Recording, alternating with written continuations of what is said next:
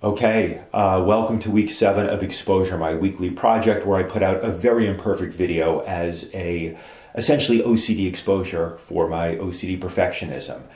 And this week, production values have improved because I am opening with a prop. I think this is the first prop I've brought in. I saw this about 20 minutes ago. I'm staying at my parents' place in Brookline, Massachusetts. And this is a rock that is on the bookshelf of the guest bedroom that I stay in here, on which are inscribed some words, and I don't need to read it because I've memorized it. On this rock, probably can't read it, but what it says is, be with what is, so that what is to be can become. I got this rock during the lockdown when I was essentially living here for 10 months. And there's a beach in Cape Cod that has this wooden box next to the stairway down to the beach, a public beach, that has rocks where people have written rocks in a marker, and you can write things and take rocks and leave rocks. And I took that rock. And yeah, that's what I've been trying to do this week, is being with what is. And trying to have trust that if I can do this, what is to come will be allowed to come, that I'm allowing something new to come into being by being with what is, and what is right now is a lot of pain, a lot of fear. There's a lot of uncertainty. Uncertainty and fear are essentially synonymous for me. Not that I don't ever have fear when there's not uncertainty, but whenever there's uncertainty, there's always fear. And of course, the OCD, one of its functions is to try to eliminate uncertainty. And so, unsurprisingly, there has been a lot of temptation to go into OCD, but I know the extent to which I am willing to listen to this wise rock and to be with what is, to that extent I will have freedom from the OCD. The OCD exists to take me away from what is, if I'm willing to be with it. It's painful, but it's real. The OCD is a fantasy, an escape. So yeah, there's been pain and fear and uncertainty. There's also been joy being here with my family, my parents and sister and brother-in-law and my nephews and nieces.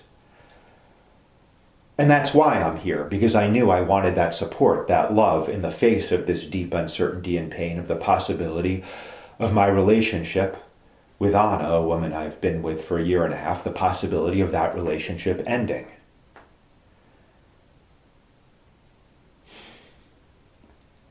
And it's been challenging the last week. As I've shared, the general sort of trajectory of the past, 2 weeks or so now, everything seemed to be going really well with the relationship. She communicated, we were apart, I was in New York, and she communicated that she had met someone she was intrigued by, not attracted to, but intrigued by their mind. And this understandably provoked a lot of insecurity, and then in subsequent conversations, it really became clear that it wasn't, that guy was more of a symptom than a cause. The cause is a cause that I knew existed, which is she has doubts about me. Understandably, primarily because of the OCD, which is dramatically better but is still problematic. Secondarily, because of where I'm at with my life, my career, my financial position. The second factor, not really derived from any deep materialism on her part, but the fact that we talk about spending our lives together and having a family. And she doesn't want to, I shared this before, but as she puts it, she doesn't want to have to be raising 2 kids, me being the second kid, both financially, but more so, with the OCD, where I can get into a state of inconsolability that does certainly have some features of a kid having a tantrum.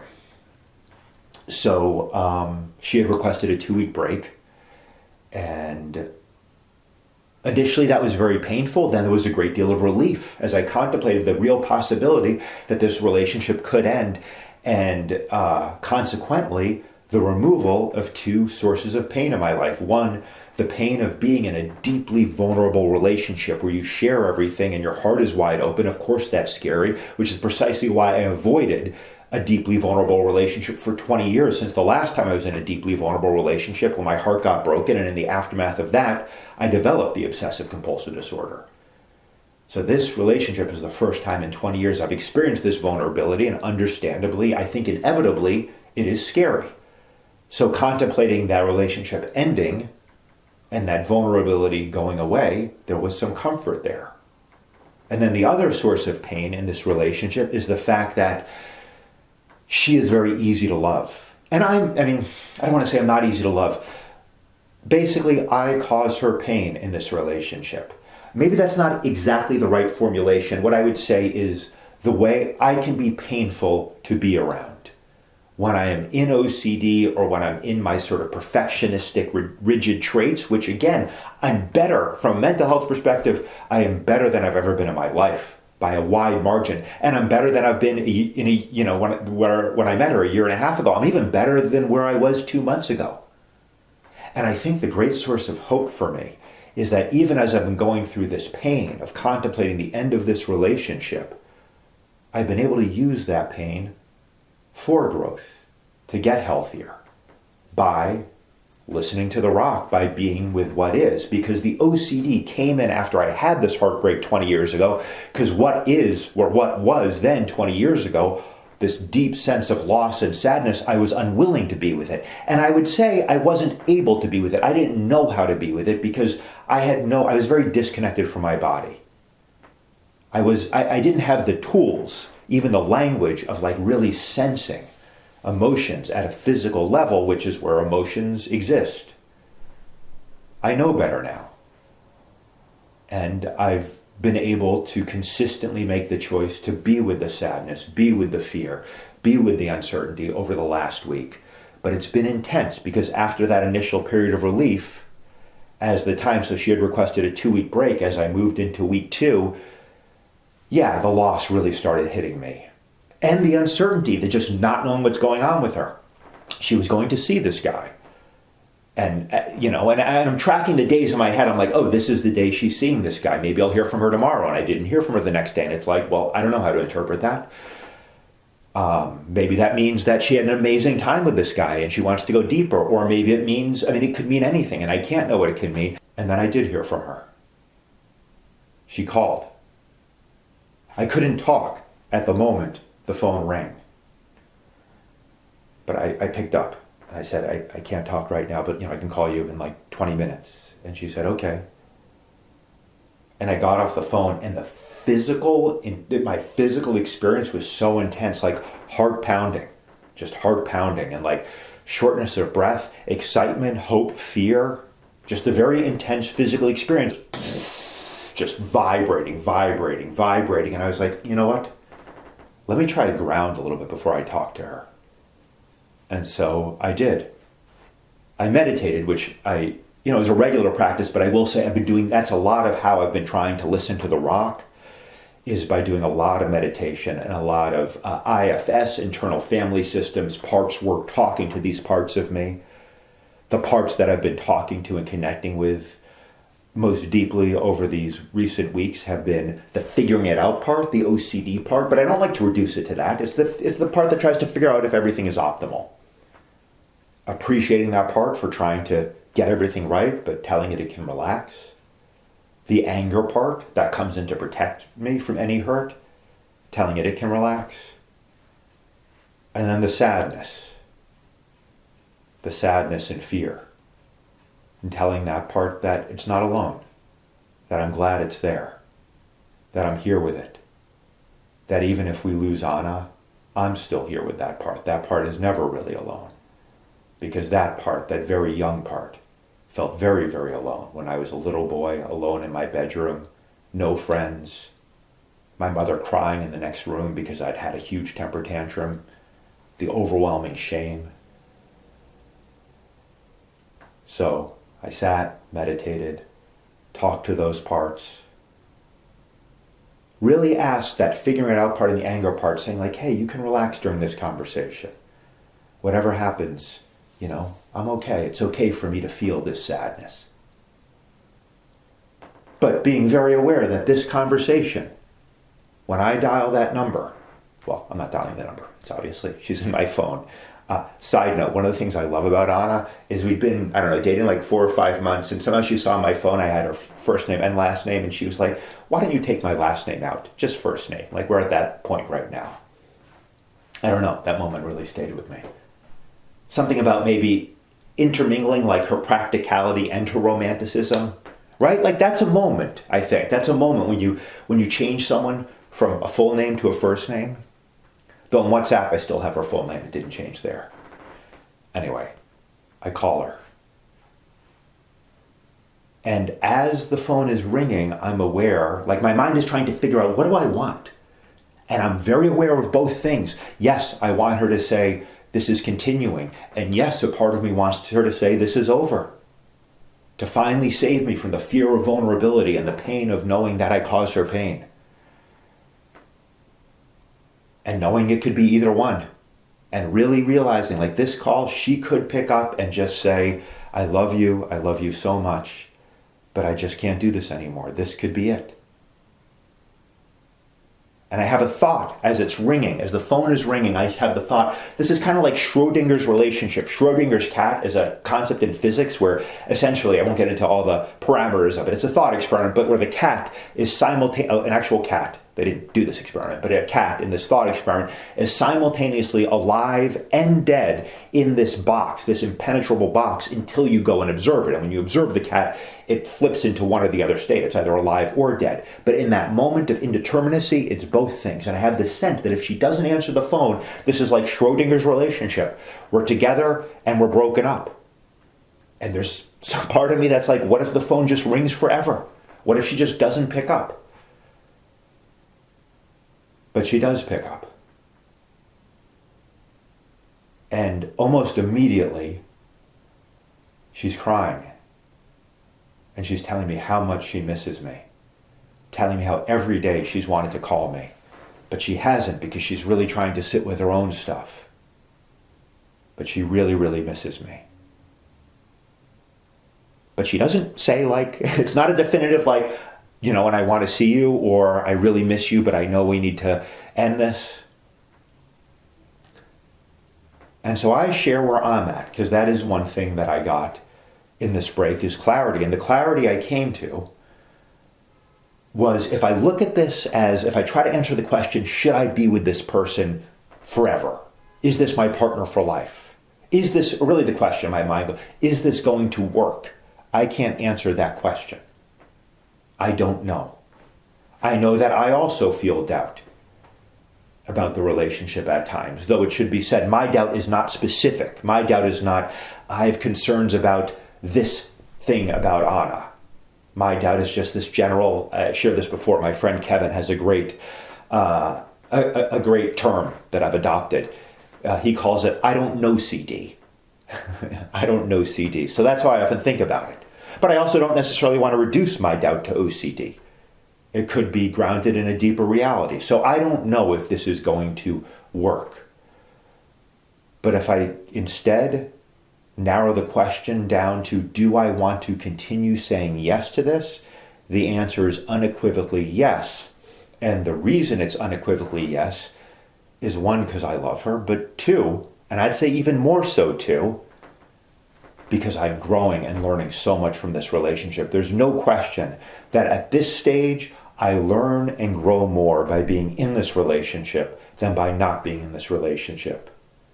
And as much as I can be scared, as much as I can let the desire for comfort and safety dictate my choices, I do have a very, very deep desire for growth. I think because it's part of my wonder, the wonder I feel in existence. Like, oh, there's just more to learn, more to explore, more to experience. So my clarity was, yes, I do want to say yes to this. And I shared that with her. I shared that this is where I've wound up at, but obviously I don't know where you're at. And as we talked more, yeah, it was clear that she's in the same place. She also wants to keep saying yes to this. And at a certain point in the conversation,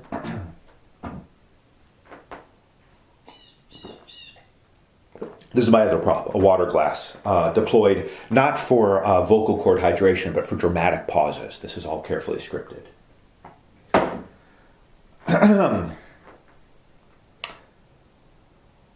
At a certain point in the conversation, I was like, I want to see her, because we were doing an audio call. So I was like, let's switch to video. And we did. And there she is.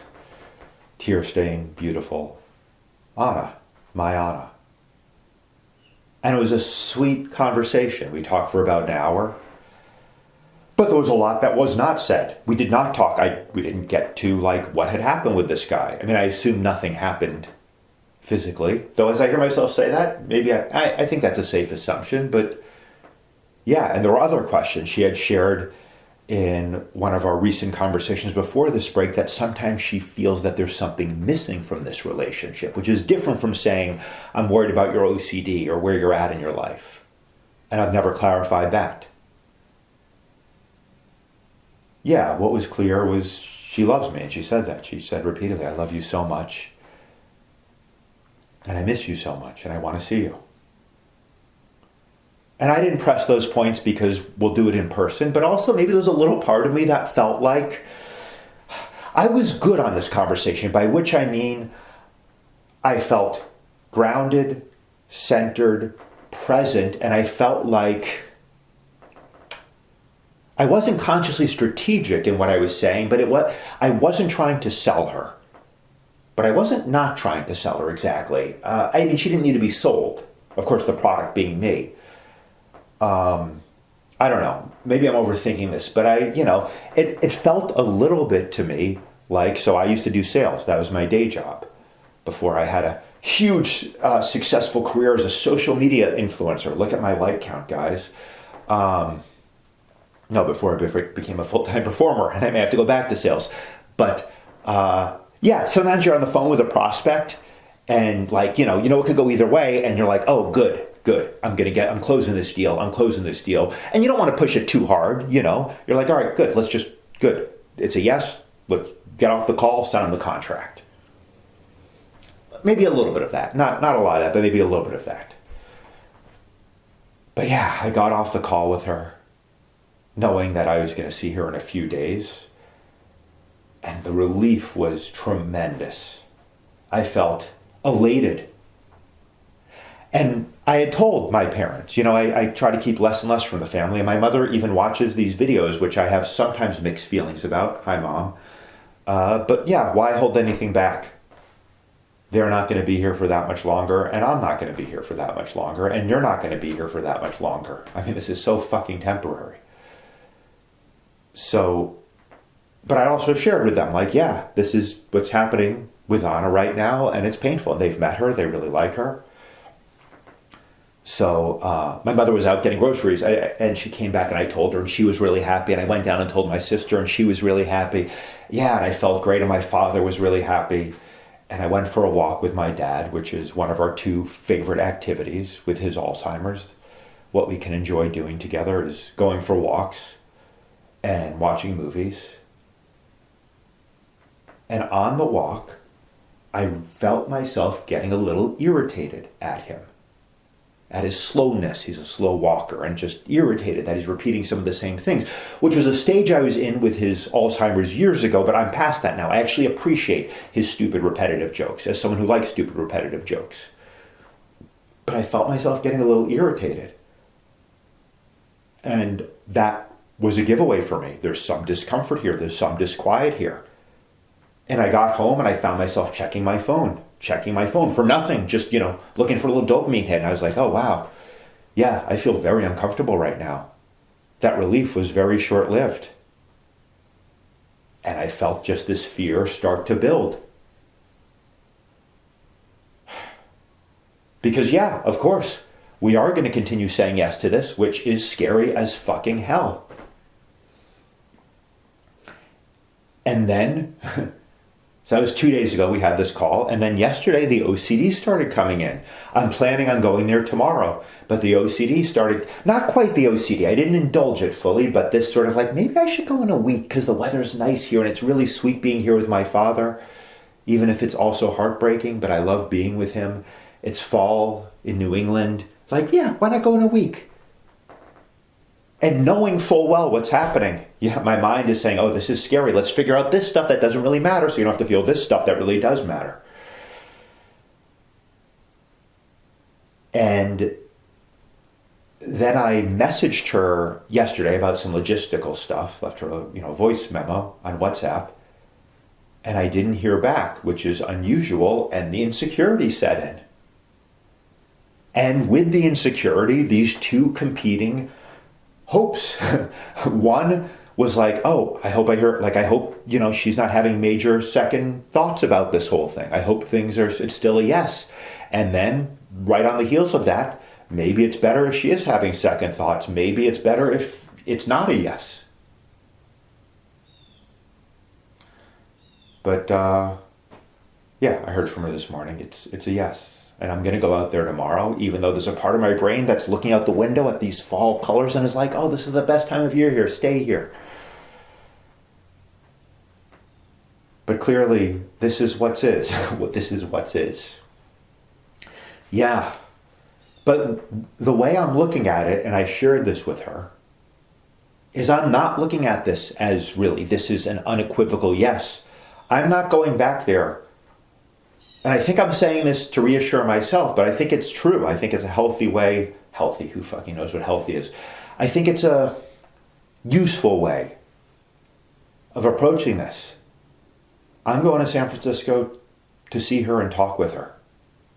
Like our usual meetup pattern is typical when lovers don't see each other, is we see each other. We're very close and affectionate. We have sex very soon. I don't want that, he said. Meanwhile, fast forward, will I not be able to fall into that? But I don't want that. I don't feel, to use this terribly overused word of, whatever, Generation X, I don't feel safe. I mean, how could I feel safe? And I don't think I'll ever feel maybe fully safe in this relationship. And I don't think I'll ever necessarily feel fully safe in any relationship in this deep vulnerability. But what I mean specifically in this moment in time is, yeah, there's more conversations to have. I want to know about what happened with this guy. I don't necessarily mean, I want to know, what her experience was like. I want to know what she's felt has been missing. I want to share stuff from my end. And I think there's a chance that this conversation could lead still to the end of this relationship. Yeah. I don't think we can say it's a definite yes at this. It's a yes. Well, it is a yes. It's a yes now. It's a yes to we are going to continue moving into this and exploring. And I think it's probably highly unlikely that we won't have sex and we won't get back into a partnership. But it's not guaranteed, and I don't want it to be guaranteed. Yeah, I think...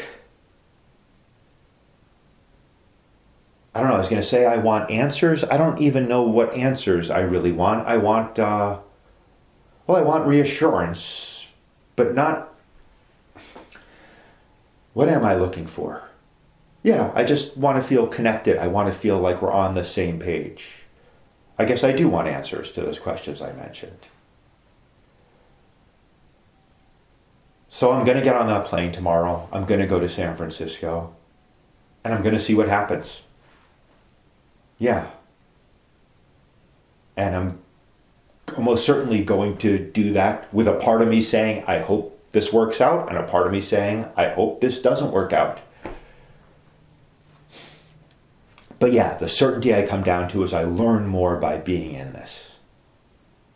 And the other thing I'm aware of is, yes, when I contemplated ending right now, there's a sense of relief at a time of acute fear. And of course, the fear is more intense than it's been because I've had a taste of the heartbreak that will be there if this does end. Like, I've always known it would be painful if it would end, but I've experienced a deeper level of, I've experienced more pain around this relationship in the last week than I have before. There were times early on in the relationship, in the first 6 months, where it certainly seemed like it could end. But, I didn't love her the way I do now. My heart wasn't as open. So I've now had a taste of how painful it will be. And I know that the deeper we go, the more painful it will be if it ends. So yeah, there's a degree of gun shyness to all of this now for me. And I think I think this is all a good thing, actually. I'm glad I've gone through this. I'm glad she's gone through this. I'm glad we've had this sort of break and this time to evaluate. I'm glad her doubts are flowering. That's an odd verb but blossoming has such a positive connotation. Metastasizing, too negative. Anyway, I'm glad this is coming up strongly for her now because, well, I'll go back to the sales thing. In sales, you want to know what your prospects' objections are so you can try to overcome them. Of course, I'm not trying to approach this in the way of let me overcome this, let me convince her, because one of the things I've come down on very clearly is if she feels it's better for her to not be in this relationship, then I don't want to be in this relationship. And one big question for me, this other guy, I mean, whatever, I'm curious, but the big question for me is when we met a year and a half ago, she was clear that she didn't want a partnership. The first time we had sex a year and a half ago, after saying we weren't going to have sex because we wanted different things, I knew I wanted a partnership. That morning when I shared that, like, oh, I wish we hadn't done that because we wanted different things. I know I want a deep partnership. And she said, I hope you find that. And now she talks often about how funny that is. She didn't think she would become my partner. But yeah, that's a question is, does she want me? But beyond that, is this the sort of thing she wants in her life right now? So I get to find out. And I'm grateful for that. And I probably won't bring my rock with me, given luggage weight limits. But yeah, this has literally been my prayer over this last week, to really be with what is, so that whatever is to be can become. All right, that's it for this week.